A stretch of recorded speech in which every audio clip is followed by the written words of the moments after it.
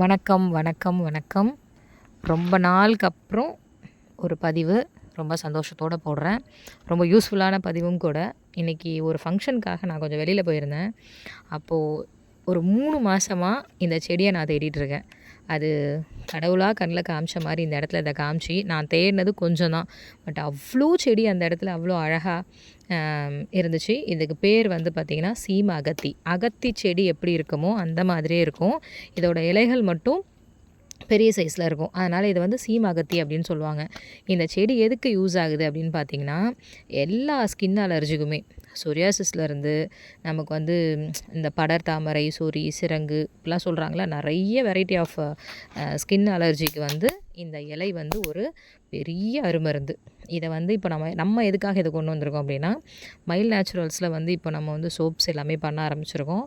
So mile naturals beauty product அப்படின்னு சொல்லி ஒரு தனியாக ஒரு செக்ஷன் நம்ம ஸ்டார்ட் பண்ணியிருக்கோம். ஸோ அதுக்கு இதை வந்து நம்ம சோப்பு, தென் க்ரீமு, அதுக்கப்புறம் பவுடர் பேஸில் இதை கொண்டு வர போகிறோம். ஸோ இன்னும் கொஞ்ச நாளில் திருப்பி ஒரு பதிவில் இந்த இலைகளையும் இந்த பூவையும் நம்ம என்ன பண்ணோம் அப்படிங்கிறத நான் ஒரு பதிவாக உங்களுக்கு கொடுக்குறேன். இது வந்து பார்த்திங்கன்னா அதோட பூ பார்க்குறதுக்கு ஆவாரம் பூ மாதிரி இருக்கும். ஆனால் இதுவுமே வந்து ஸ்கின்னுக்கு தான் ரொம்ப அழகாகவும், அதில் வந்து மொட்டுக்கள் அப்படியே மேலே மேலே மேலே மேலே இருக்கும், பூத்துட்டே இருக்கும்.